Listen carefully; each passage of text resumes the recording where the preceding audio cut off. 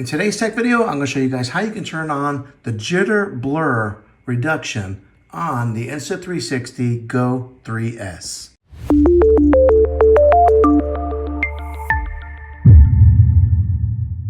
Okay, so I was in a scenario where I was out using this camera, where I had this camera on my pendant around my neck, and I was recording, and I noticed that there was a little bit of a jitter in lights or whatever I was recording in when I was indoors.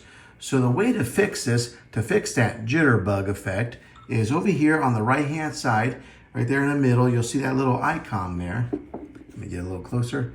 You'll see that little icon there. You'll tap on that, and it says jitter blur reduction. Right now, by default, it's set to off, or you can tap on it to set it to on. It says when on, it can reduce motion blur in scenarios such as walking with a magnet pendant or running with an easy clip. Recommended frame rate is 50 by 25 frames per second to prevent flickering. Now, if you want that on, you just click on, make sure that's on, and then click on confirm, or if you click it on off, and then you can confirm it that way. But I'm gonna go ahead and turn mine on and click on confirm.